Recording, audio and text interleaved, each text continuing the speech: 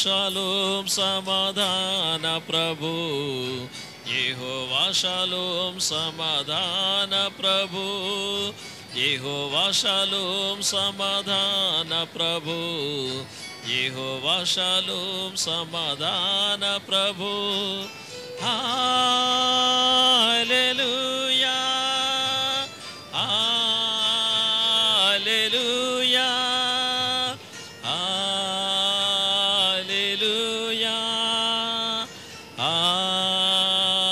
హల్లెలూయా హల్లెలూయా హల్లెలూయా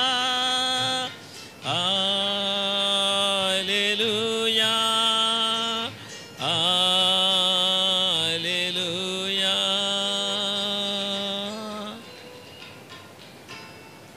సమాధానాన్ని ఇచ్చువాడు, నిన్ను ఆదరించువాడు, నిన్ను ఓదార్చువాడు.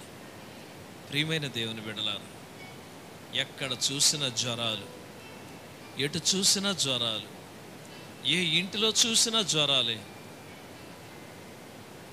ఈ జ్వరాలతో ముంచెత్తుతున్నటువంటి శాపగ్రస్తమైనటువంటి ఇలాంటి బలహీనతల నుండి ప్రభు సంపూర్ణమైన విడుదలను ప్రజలందరికీ కలుగు చేయనట్లుగాను, ఇర్మియా ప్రేమ కుమారి యొక్క కుమారుడు ధనుష్ ఆరోగ్యం కొరకును, ఇంకా ఎవరెవరు అనారోగ్యాలతో ఉన్నారో వారందరిని కూడా పరిశుద్ధాత్మ దేవుడు యేసు ప్రభు ముట్టి బాగు చేయనట్లుగాను ఈ దినం పరిశుద్ధాత్మ. క్రీస్తునందు ప్రియమైన దేవుని బిడ్డలారా, ఈ యొక్క సమయంలో ఈ 128వ కీర్తన యాత్ర కీర్తన అంటారు. దీన్ని యాత్ర అనగా ప్రయాణము అని అర్థం. జీవిత ప్రయాణం అయి ఉండొచ్చు. మన జీవిత ప్రయాణం, వాల్కయిన్ ప్రయాణం, ఇది జీవిత ప్రయాణం. ఇది జీవిత ప్రయాణంలో ఒక క్రైస్తవ బిడ్డ యొక్క జీవిత ప్రయాణంలో ఎలా ఉండాలి, ఎలా ఉంటుంది, ఎలాంటి పరిస్థితులు మనకు ఎదురవుతాయి అనేది ఈ సత్యంలో మనం గ్రహించగలుగుతాం. చూడండి, 4వ వచనాన్ని చూద్దాం. తమిళ బైబిల్లో ఉన్నటువంటి బిడ్డలందరూ కూడా అందించండి, చదవండి అందరూ.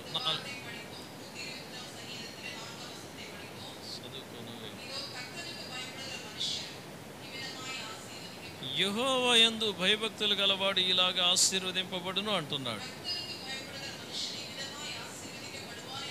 దేవుని యందు భయభక్తులు కలిగినటువంటి వాడు ఎలా ఉంటాడు? దేవుని యందు భయభక్తులు కలిగినటువంటి వానికి వచ్చే పరిస్థితులు ఎలా ఉంటాయి? ప్రతి మనిషి యొక్క జీవితంలో దేవుని యందు భయము భక్తి కలిగి బ్రతకాలనేది అందరి ఆశ. దేవుని యందు భయభక్తులు కలిగి జీవిస్తే అదొక ఆశీర్వాదకరంగా ఉంటుంది జీవితం అనేది ప్రతి వారి నమ్మకం.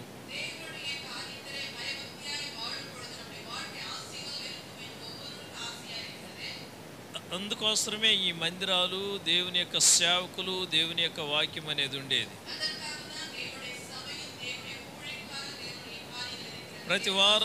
ప్రతి వారము మన భక్తిని మనం బలపరుచుకోవడానికి మనం దైవ సన్నిధానానికి వచ్చేది.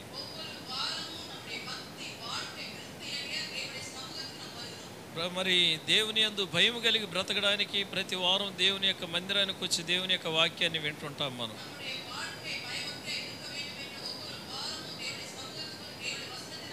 దేవుని యందు భయభక్తులు కలిగినటువంటి వారు బైబిల్ గ్రంథంలో చాలా మంది ఉన్నారు. వాళ్ళు ఏ విధంగా ఆశీర్వదింపబడ్డారు? వాళ్ళు ఆశీర్వదింపబడడానికి వారి వెనకాల ఉన్నటువంటి ప్రతి విధమైనటువంటి అనుభవాలను మనం చూస్తే ఆశ్చర్యాన్ని కలుగజేస్తాయి, భయాన్ని కలుగజేస్తాయి. ఇదంతా మనకెందుకని కూడా అనిపిస్తుందండి. బైబిల్ గ్రంథంలో యోబు గ్రంథంలోకి వద్దాం. యోబును గురించి అందరికి తెలిసినటువంటి విషయమే. భక్తుడైనటువంటి యోబును గురించి తెలియనటువంటి వాళ్ళు ఎవ్వరూ ఉండరండి. ప్రియమైనటువంటి దేవుని బిడ్డలారా, యోబు గ్రంథం, బైబిల్ గ్రంథంలో మొట్టమొదటి గ్రంథం ఏది? బైబిల్ గ్రంథంలో ఉన్నటువంటి గ్రంథాలలో 66 పుస్తకాలు ఉన్నాయి కదా. ఈ 66 పుస్తకాలలో మొదటి గ్రంథం ఏది చెప్పాలి అమ్మా? ఆదికాండం అంటున్నారు. యశోదమ్మ ఏదో చెప్తున్నారు, కాదన్నారు కదమ్మా మీరు.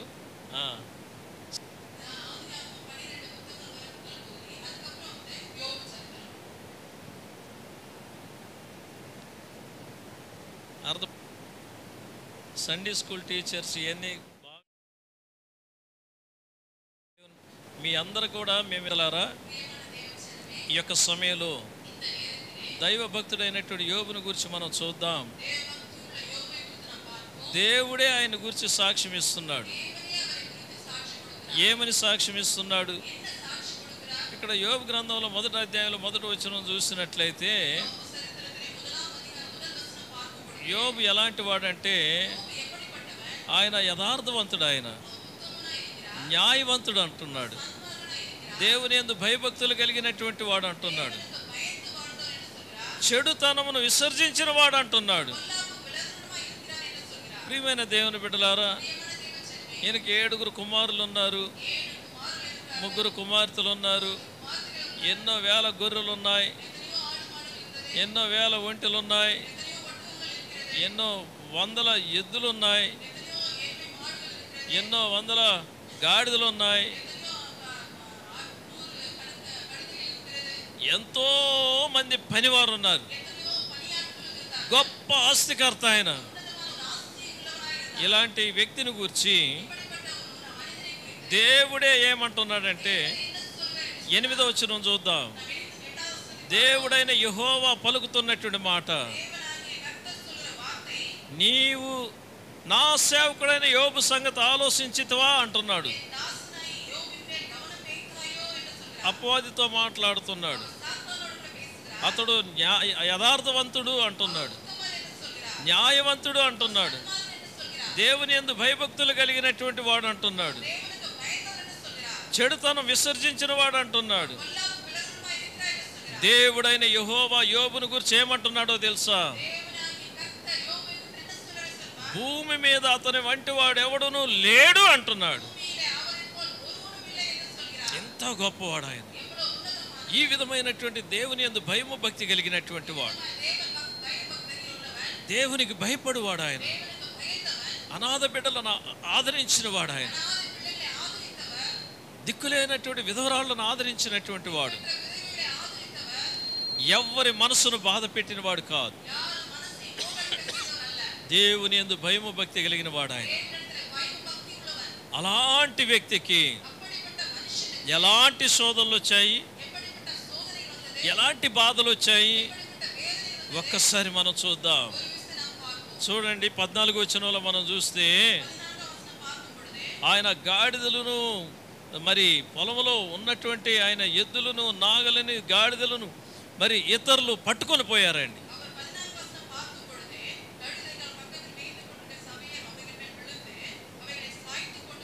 తన పని వారిని అందరం చంపి వాటిని పట్టుకొని వెళ్ళిపోయారు. 16వ వచనంలో చూస్తే, మరి అక్కడ ఉన్నటువంటి గొర్రెలను, పని వాళ్ళని అందరినీ కూడా తగలబెట్టాయి,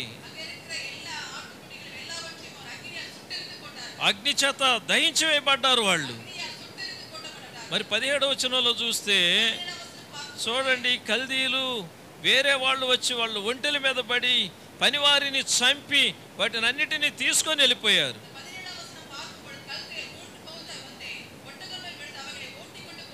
19వ వచనం చూస్తే, తన కుమారులు, తన కుమార్తెలు ఒక ఇంటిలో చక్కగా విందు ఏర్పాటు చేసుకొని ఉంటే,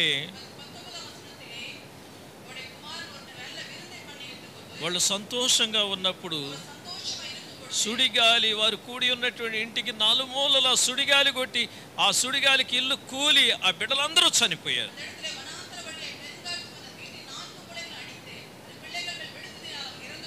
దేవుని యందు భయభక్తులు కలిగినటువంటి వారి కుటుంబానికి ఏర్పడినటువంటి బాధలు ఇవి.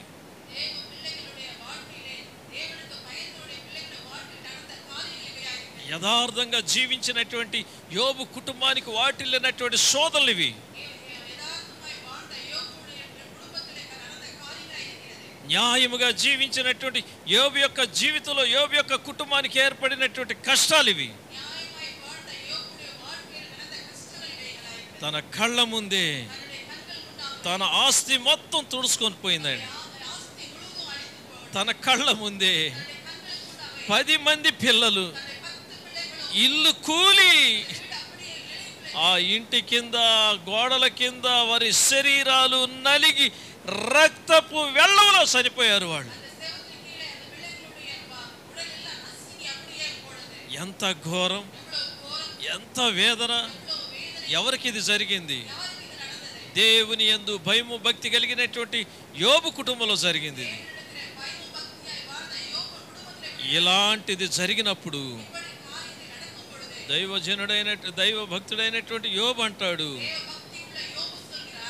21వ వచనం మనం చూసినట్లయితే, నేను నా తల్లి గర్భములో నుండి దిగంబరినై వచ్చాను, దిగంబరినై అక్కడికి తిరిగి వెళ్ళేదను, యెహోవా ఇచ్చెను, యెహోవా తీసుకొని. ప్రియమైనటువంటి దేవుని బిడ్డలా, దేవుని యందు భయభక్తులు కలిగినటువంటి వాడు పలికే మాట, దేవుని యందు యథార్థంగా జీవించినటువంటి వాడు, నా తల్లి గర్భములో నుండి నేనేమి తీసుకొని రాలి, దిగంబరిగా వచ్చాను, నేను దిగంబరిగానే పోతున్నాను, నేనేమి తీసుకొని రాలేదు, నేనేమి తీసుకొని వెళ్ళలేదు. యెహోవా ఇచ్చెను, యెహోవా తీసుకున్నాడు. యెహోవా నామమునకు స్తుతి కలుగునుగాక. దేవుని యందు భయభక్తులు కలిగి జీవించే వాళ్ళ యొక్క అనుభవాలలో జరిగే కార్యాలు ఇలా ఉంటాయి. దేవుని యందు భయభక్తులు కలిగినటువంటి వాడికి ఎలాంటి సుడిగుండాలు వచ్చినా, వాడి కుటుంబం మీదకి ఎలాంటి తుఫాన్లు వచ్చినా, ఎలాంటి భయంకరమైన కార్యాలు జరిగినా, వాని నిరీక్షణ, అలాంటి దైవ భయము భక్తి కలిగినటువంటి వాని యొక్క నమ్మకం ఎలా ఉంటుందంటే, ఆయన ఇచ్చాడు, ఆయన తీసుకున్నాడు. ప్రియమైన దేవుని బిడ్డలారా, ఇది అంతటితో ఆగిపోలేదు. ఆయన నోటిలో నుండి వచ్చినటువంటి మాటలు 2వ అధ్యాయంలో 7వ వచనం చూస్తే, ఇంకా ఆయనకు ఏర్పడినటువంటి శోధనలు చూడండి.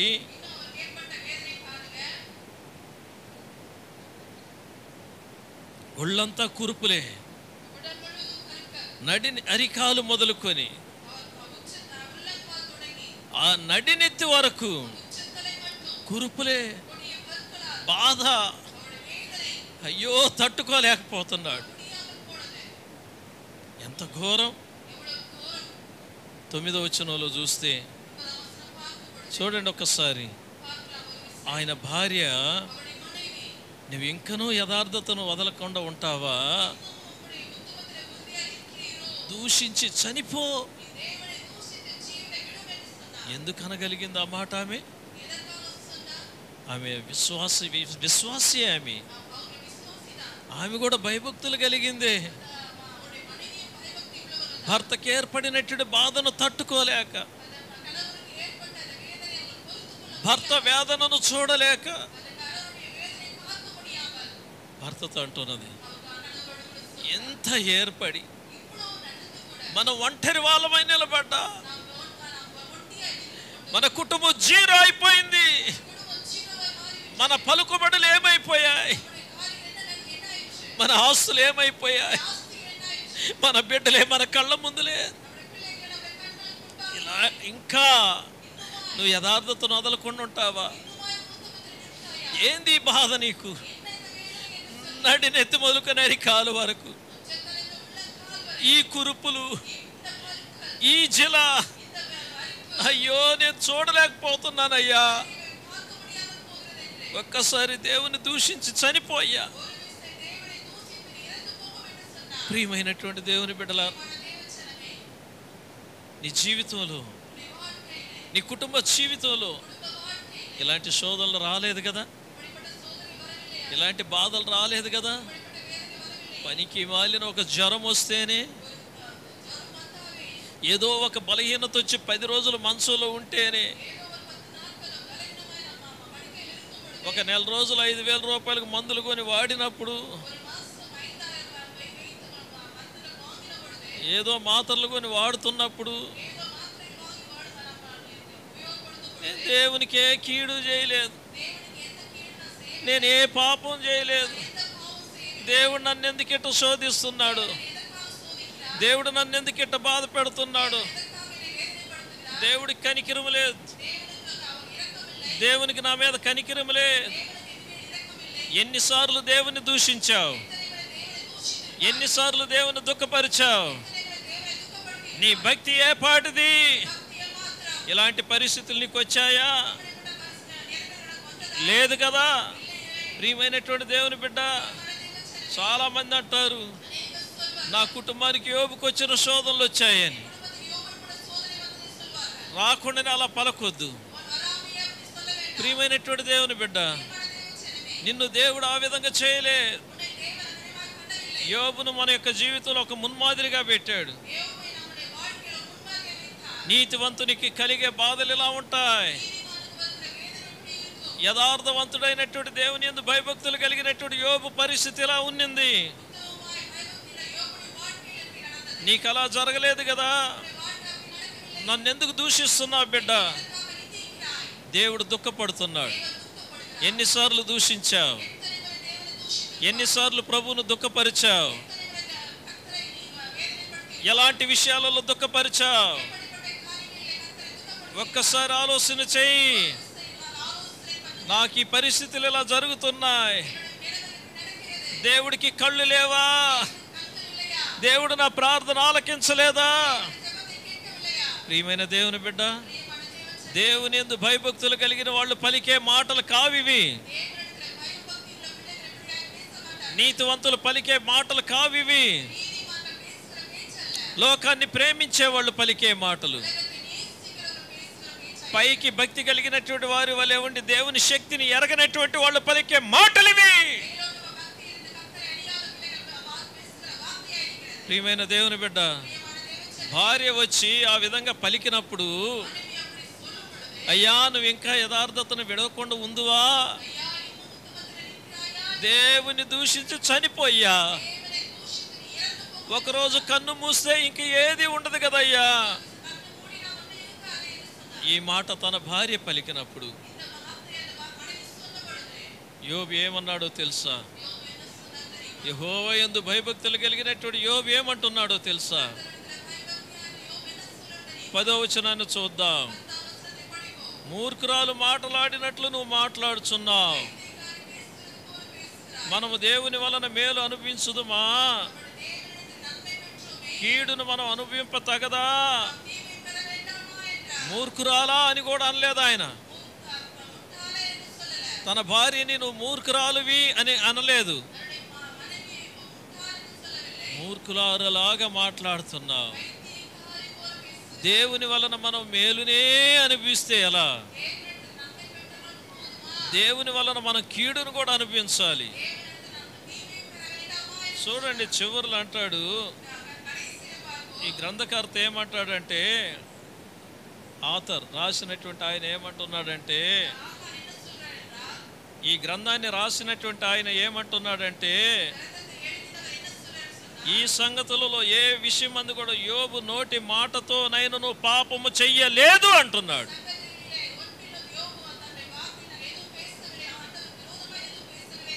యెహోవా యందు భయభక్తులు కలిగిన వాడు ఎలా జీవిస్తాడంటే స్వార్థం లేనివాడిగా ఉంటాడు. తన్ను తాను రిక్తునిగా చేసుకుంటాడు. నేనేమీ లేదు ప్రభువా, నువ్విచ్చావు, నేను పొందుకున్నాను, నువ్వు తీసుకున్నావు, నీకే మహిమ కలుగునుగాక. నా తల్లి గర్భములో నుండి నేను దిగంబరిగా వచ్చానయ్యా, నేను దిగంబరిగానే పోతాను, నీ నామానికే మహిమ కలుగునుగాక. ఇది దేవుని యందు భయభక్తులు కలిగిన వారు పలికే మాటలు. సంవత్సరాల తరబడి వాక్యాన్ని మనం వింటున్నటువంటి దేవుని బిడ్డ, ప్రభు బల్లలో చేయి పెట్టే దేవుని బిడ్డ, ఆయన రొట్టెను ద్రాక్ష రసాన్ని తింటున్నటువంటి బిడ్డ, ఎన్నిసార్లు నీ కొరకు ప్రాణమిచ్చిన యేసు ప్రభువును దుఃఖపరిచుంటావు, నిన్ను ప్రేమించే యేసుని దుఃఖపరిచుంటావు. నీకు వచ్చాయి ఇలాంటి శోధనలు, ఇలాంటి బాధలు వచ్చాయా నీకు? ఏమీలే. దేవుని యొక్క వాక్యంలో మనం చూస్తే యథార్థవంతులు, దేవుని యందు భయభక్తులు కలిగిన వాళ్ళు ఎలా ఉంటారంటే, సామెతలు 3వ అధ్యాయం 6వ వచనం చదవండి అందరూ. 6వ వచనాన్ని చూడండి. సామెతలు 3వ అధ్యాయం 6వ వచనం.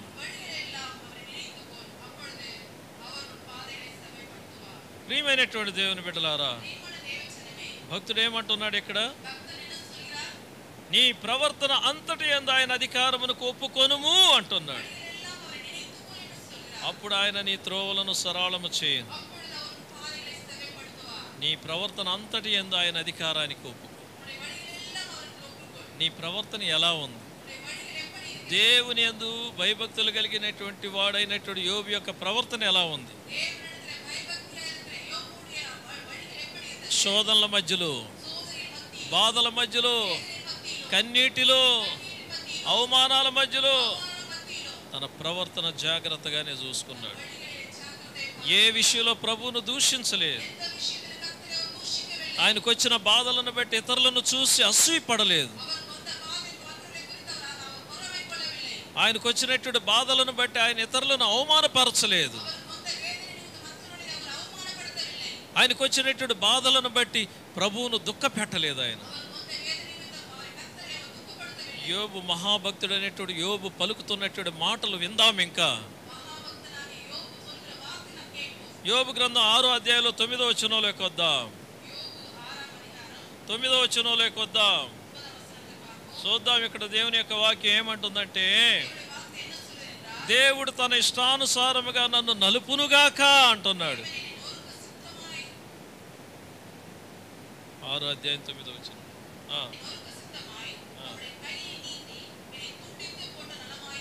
తమిళ్లో చాలా ఘోరంగా ఉందండి. ఇంకా తన హస్తమును చాపి, తన చెయ్యి చాపి నన్ను ముక్కలు ముక్కలు చేసినా కూడా పర్వాలేదు అంటున్నాడు ఆయన.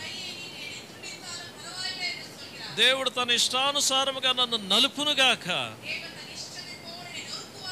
తన ప్రవర్తన ఎలా ఉందో చూడండి. దేవుని యొక్క దృష్టికి ఆయన ప్రవర్తన, తన స్థితిని సంపూర్ణంగా దేవునికి సమర్పించుకున్నాడు. యెహోవా యందు భయభక్తులు గలవాడు ఈలాగు ఆశీర్వదింపబడును, ఈలాగు శోధించబడును. దేవుని యందు భయభక్తులు గలవాడు ఈలాగును శోధింపబడును. ప్రియమైన దేవుని బిడ్డలారా, యోబు గారు పలుకుతున్నటువంటి మాటలలో నిజంగా ఎంత ఎంత ఎంత సమర్పణ, తన్ను తాను రిక్తునిగా చేసుకున్నాడు. చూడండి, తన స్నేహితులు కూడా ఏమంటున్నారు చూడండి. 15వ వచనం చూడండి. స్నేహితులను గురించి ఆయన ఏమంటున్నాడు? యోబు తన స్నేహితులను గురించి ఏమంటున్నాడు? నా స్నేహితులు ఎండిన వాగు వలెను, మాయమైపోవు జల ప్రవాహముల వలెను నమ్మకూడని వారైరి అంటున్నాడు. 6వ అధ్యాయం 15వ వచనం.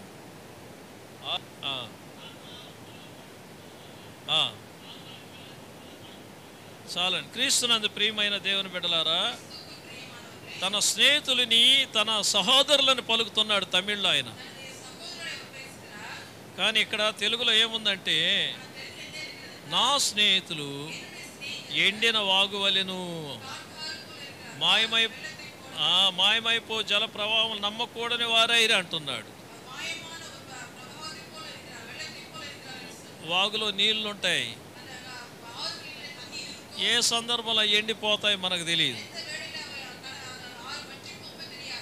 జల ప్రవాహాలు కూడా అలాగనే ప్రవహిస్తూ ఉంటాయి. అది ఎప్పుడు ఆ ప్రవాహం ఆగిపోతుందో మనకు తెలియదు.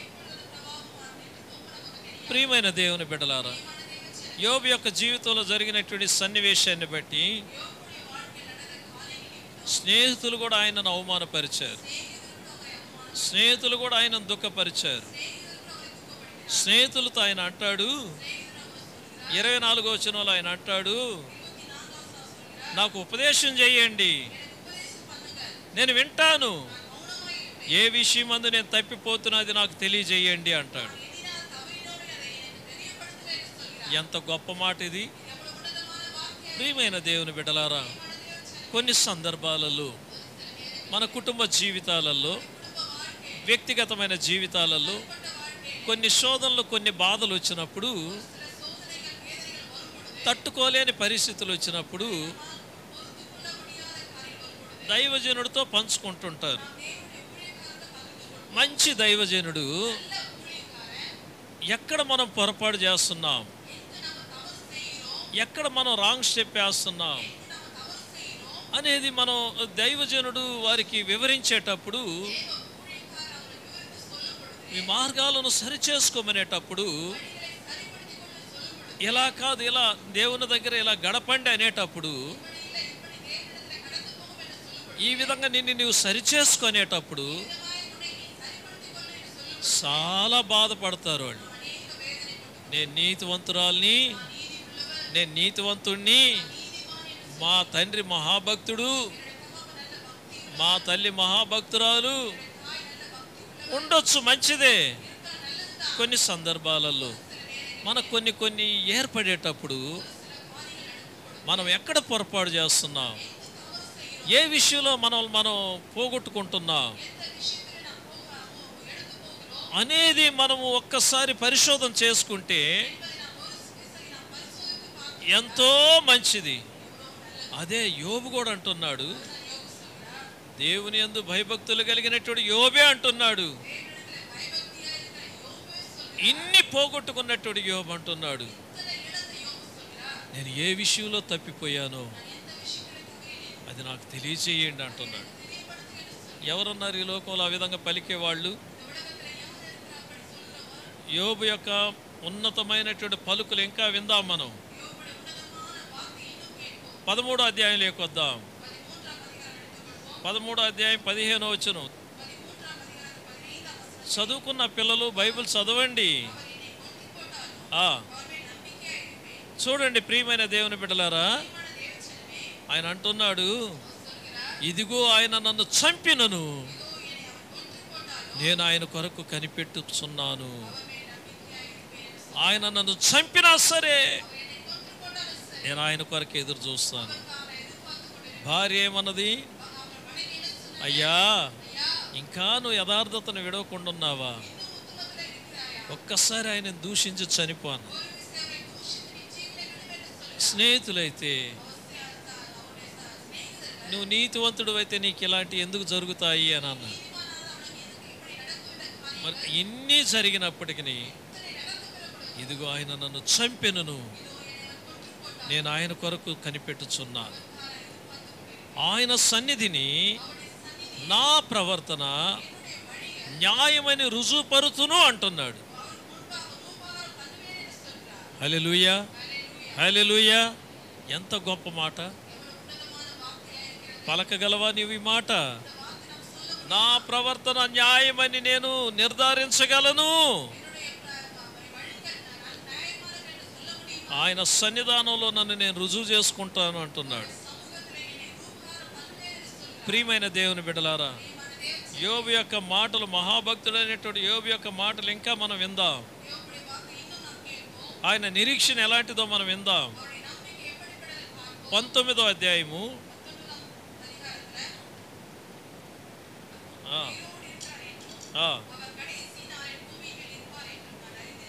దేవునికి స్తోత్రం కలుగును గాక. అయితే నా విమోచకుడు సజీవుడనియు తరువాత ఆయన భూమి మీద నిలుచుననియు నేను ఎరుగుదును. 26వ వచనంలో చూడండి. ఈలాగు నా చర్మము చీకిపోయినను తరువాత శరీరముతో నేను దేవుని చూసెదను. నా మట్టుకు నేనే చూసెదను, మరి ఎవరునూ కాదు, నేనే కన్నులారా ఆయనను చూసెదను. ఎంత నిరీక్షణ! నా శరీరం చీకిపోయినను సరే, ఏది జరిగినను సరే ఆయనను నేను చూస్తాను. ప్రియమైన దేవుని బిడ్డలారా, కోయంబత్తూరు కుష్ఠరోగ హాస్పిటల్లో ఒక పేషెంట్ ఉండేవాడు. ఆయనకి కాళ్ళల్లో భయంకరమైనటువంటి పెద్ద పెద్ద రంధ్రాలు ఉంటాయి. డాక్టర్లు వచ్చినప్పుడు ఒక చిన్న సుత్తి లాంటిది తీసుకుని పాదం మీద అలా తట్టారంటే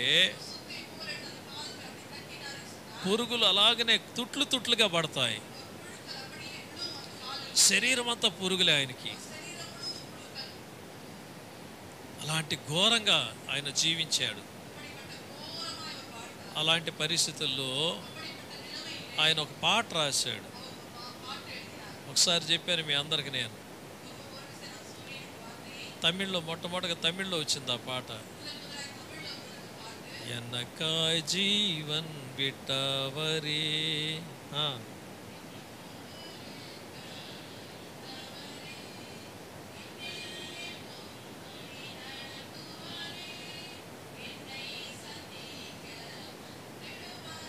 ఎన్నై సంధిక్క తమిళ్లో చాలా బాగుంది ఆ మాట. అలాంటి పరిస్థితుల్లో ఉండి ఆయన రాశాడు ఆ పాట. తెలుగులో పాడండి ఒకసారి.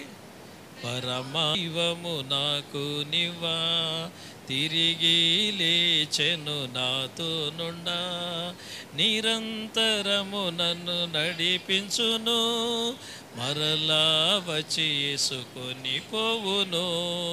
యేసు చాలును చాలును చాలును, యేసు చాలును చాలును చాలును, ఏ సమయమైనా ఏ స్థితికైనా నా జీవితములో యేసు చాలును.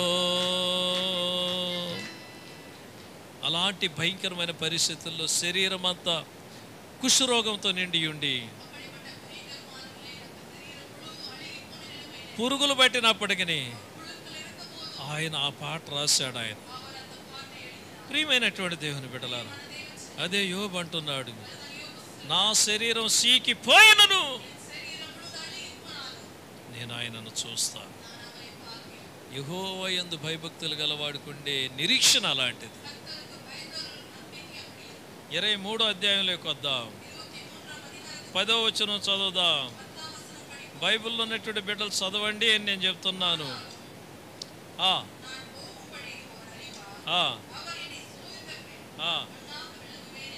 దేవునికి స్తోత్రం. నేను నడుచు మార్గం ఆయనకు తెలియను. ఆయన నన్ను శోధించిన తరువాత నేను సువర్ణం వలె కనబడుదును. నా పాదములు ఆయన అడుగుజాడలు విడువక నడుచనివి. నేను ఇటు అటు తొలగక ఆయన మార్గమును అనుసరించి తిని. యెహోవా యందు భయభక్తులు గలవాడు ఈ విధంగా జీవిస్తున్నాడు. నేను నడుచు మార్గము నా దేవునికి తెలుసు. నేను శోధింపబడిన తరువాత నేను సువర్ణముగా మారుతాను. ఇది అసలు సిసలైన నిరీక్షణ. 11వ వచనంలో నా పాదములు ఆయన అడుగుజాడలు విడువక నడిచాయి, నేను అటు ఇటు తిరగలేదంటున్నాడు. 13వ వచనంలో అంటాడు, ఆయనకి ఇష్టమైనది ఏదో అదే చేయను అంటున్నాడు. ప్రభువా నీకేది ఇష్టం అదే చేయి నాయన. యెహోవా యందు భయభక్తులు గలవారు పలికే మాటలు ఇలా ఉంటాయి. శోధనలలో బాధలలో ఇలా ఉంటాయి, అవమానాలలో ఎలా ఉంటాయి, వేదనలలో వాళ్ళ నిరీక్షణ ఎలా ఉంటుంది. 42వ అధ్యాయం 10వ వచనంలోకి వద్దాం. చెప్పుకుంటే యోబు యొక్క చరిత్ర చాలా చక్కగా ఉంటుంది. నిజంగా రక్షింపబడినటువంటి విశ్వాసులకు, దేవుని యందు భయభక్తులు కలిగి జీవించే విశ్వాసులకు యోబు యొక్క చరిత్ర ఉన్నతమైనటువంటి ఒక గొప్ప టానిక్ ఇది. ఈ 42వ అధ్యాయంలో 10వ వచనంలోకి వద్దాం. తన స్నేహితులు ఎంతో అవమానపరిచారు ఆయన్ని, ఎంతో బాధ పెట్టారు ఆయన్ని. చివరికి యోబు యొక్క యథార్థతను చూసి ఇంకా వాళ్ళు మాట్లాడడం మానుకున్నారు, ఇంక ఏది పలకలేకపోయారు వాళ్ళు. 32వ అధ్యాయంలో అయితే 42వ అధ్యాయంలో 10వ వచనంలో ఏం జరిగిందంటే, యోబు తన స్నేహితుల కొరకు ప్రార్థన చేసినప్పుడు, యోబు తన వారి కొరకు 8వ వచనంలో ప్రార్థన చేసినప్పుడు 8, 9, 10 వచనాలు మనం చూసినట్లయితే, ఈ 10వ వచనంలో తన స్నేహితుల కొరకు ప్రార్థన చేసినప్పుడు యోబుకి ఏం కలిగింది? యెహోవా అతని క్షేమస్థితిని మరలా అతనికి దయచేసును, రెండంతలుగా దేవుడు యోబుకు దయచేశాడండి. చెప్పండి హల్లెలూయా, హల్లెలూయా. 12వ వచనం చూద్దాం. రెండంతలుగా యోబును దేవుడు ఆశీర్వదించాడు. ఇది యెహోవా యందు భయభక్తులు గలవాడు ఇలాగా ఆశీర్వదింపబడును. 128వ కీర్తన 4వ వచనంలో ఉన్నటువంటి నిగూఢమైన సత్యం అది. యెహోవా యందు భయభక్తులు గలవాడు ఈ విధంగా ఆశీర్వదింపబడాలంటే వాడి వెనకాల ఇన్ని పోరాటాలు ఉంటాయి. యెహోవా యందు భయభక్తులు కలిగి జీవించే వారి యొక్క వెనకాల ఇన్ని పోరాటాలు ఉంటాయి.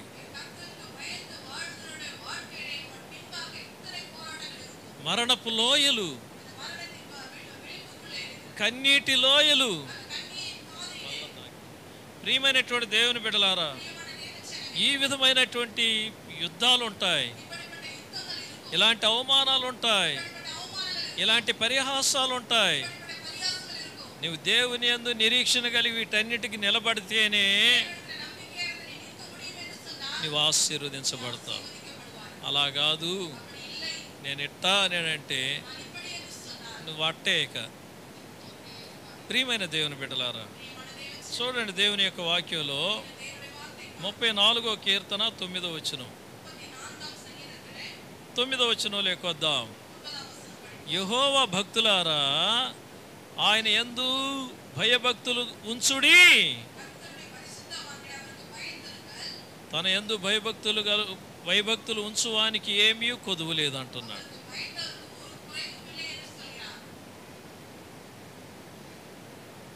దేవుని యందు భయము భక్తి కలిగినటువంటి బిడ్డలను దేవుడు కొదువులతో ఉంచడు. నీకే కొదువు ఉండదు. మనుషుల కోసం భక్తిగా నటించొద్దు, మనుషుల కోసం పరుగులు ఎత్తొద్దు. మనుషుల దగ్గర నేనేదో సాధించి నేను పేరు తెచ్చుకోవాలని భక్తి అన్నటువంటి రంగు పూసుకొని పరుగులు ఎత్తొద్దు. అది నీకు అవమానంగా మారును. యథార్థంగా దేవుని యందు భయము భక్తి కలిగి నువ్వు బ్రతికినప్పుడు దేవుడే నిన్ను హెచ్చిస్తాడు, దేవుడే నిన్ను బలపరుస్తాడు, దేవుడే నిన్ను ఆశీర్వదిస్తాడు, దేవుడే నీ బిడ్డలను ఆశీర్వదిస్తాడు, దేవుడే నీ కుటుంబాన్ని ఆశీర్వదిస్తాడు, దేవుడే నీ కుటుంబాన్ని హెచ్చిస్తాడు, దేవుడే నీ కుటుంబంలో అడుగు పెడతాడు. హల్లెలూయా, హల్లెలూయా. చెప్పండి హల్లెలూయా. క్రీస్తునందు ప్రియమైన దేవుని బిడ్డలారా, ఇలాంటి చక్కని సత్యాలు ప్రభు మనకిచ్చాడు. టానిక్ కన్నా పవర్ఫుల్ అయినటువంటి సత్యాన్ని దేవుని ముందు పెట్టాడు. దేవుని యందు భయము భక్తి కలిగి బ్రతకడం నేర్చుకుందాం. మనుషుల కోసం వద్దండి. నచ్చితే వందనాలు చెప్పేది, నచ్చకపోతే ముఖం తిప్పుకొని పోయేది, అది భక్తి కాదు. అది నీ ఘనతను కలుగు చేయదు. ఏదున్నా యథార్థంగా జీవించు, ఏదున్నా దేవునికి భయపడి బ్రతుకు, ఏదున్నా దేవునికి భయపడి ఇతరులను గౌరవించు. నువ్వు ఈ విధంగా నువ్వు భయభక్తులు కలిగినప్పుడు నీకు కలిగే రెండో ఆశీర్వాదం చూద్దాం. మొదటి ఆశీర్వాదం రెండంతల ఆశీర్వాదం. రెండవ ఆశీర్వాదం ఏది నీకు కొదువు ఉండదు. మూడో ఆశీర్వాదం మలాకి గ్రంథం 4వ అధ్యాయం 2వ వచనం చూద్దాం. 2వ వచనాన్ని చూడండి. అయితే నా నామమందు భయభక్తులు గలవారగు మీకు నీతి సూర్యుడు ఉదయించును. హల్లెలూయా, హల్లెలూయా. అతని రెక్కలు ఆరోగ్యము కలుగజేయును గనుక మీరు బయలుదేరి క్రొవ్విన దూడల గంతులు వేయనట్లు వేయుదురు అంటున్నాడు. ఆయన యందు భయభక్తులు కలిగి మనం బ్రతికేటప్పుడు నీతి సూర్యుడిగా నీ కుటుంబంలో ఉదయిస్తాడు. ఆయన నీ కుటుంబంలో ఉన్న చీకటి పారిపోవును. సూర్యుడు ఉదయించినప్పుడు చీకటి ఉంటుందా? ఉండదు. చీకటి పారిపోవును, దుఃఖం పారిపోవును, వ్యాధులు పారిపోవును, దరిద్రం పారిపోవును, శాపం పారిపోవును. నీ కుటుంబంలో వెలుగో వెలుగు, తేజోమయంగా ఉంటుంది నీ కుటుంబం. సంతోషం, సమాధానం, నెమ్మది, అంత ఆశీర్వాదకరంగా ఉంటావు. యెహోవా యందు భయభక్తులు గలవాడు ఈలాగా ఆశీర్వదింపబడును. ఈ ఆశీర్వాదాలన్నీ ప్రభు నీ సొంతం చేయనుగాక. ఈ ఆశీర్వాదాలన్నీ నీ కుటుంబంలోనికి వచ్చునుగాక. ఈ ఆశీర్వాదాలన్నీ నీ బిడ్డలకు కలుగునుగాక. ఈ ఆశీర్వాదంతో నీ కుటుంబం పొంగి పొర్లునుగాక. దేవుడు మిమ్మల్ని దీవించునుగాక. ఆమేన్. చెప్పండి ఆమేన్, ఆమేన్, హల్లెలూయా. అందరూ లేచి నిలబడదాం. పాడు చూడ కానుకలు ఎత్తబడ్డా.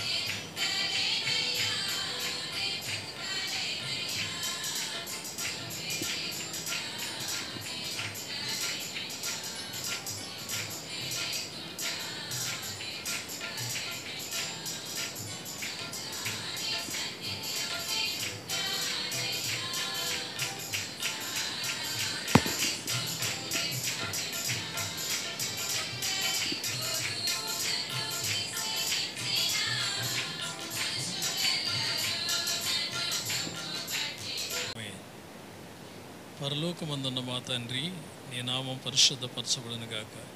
నీ రాజ్యం వచ్చునుగాక. నీ చిత్తం పరలోకమందు ఎలాగ నెరవేరుచున్నదో భూమి అందున అలాగ నెరవేరునుగాక.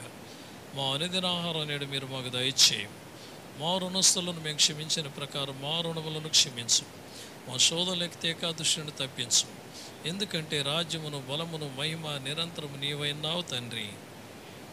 ఆశీర్వాదంబుల్ మా మీద వర్షింపచేయుమీశా.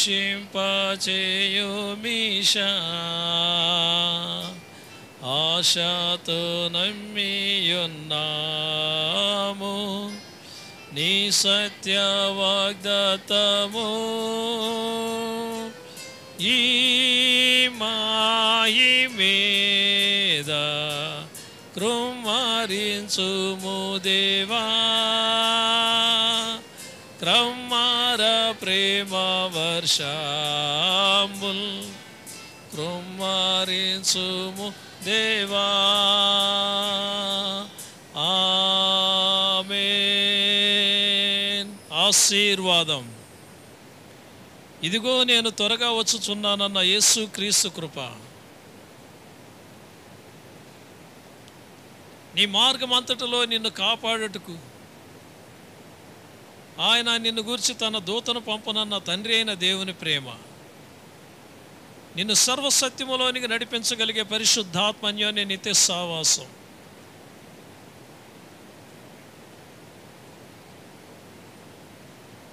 దేవుని యొక్క వాక్యముని విని ఆయన త్రోవలందు నడవడానికి, ఆయన యందు భయభక్తులు కలిగి జీవించాలన్నటువంటి తీర్మానం చేసుకున్న ప్రతి బిడ్డలకును సదాకాలము తోడైండి నడిపించునుగాక. ఆమేన్. నా ప్రాణమా నా అంతర్మ సమస్తమైన పరిశుద్ధ నామమున సన్నిధించు. నా ప్రాణమాయు ఆయన చేసిన ప్రాణాలను అందరికి వందనాలు. ఒకరినొకరు వందనాలు చెప్పుకొని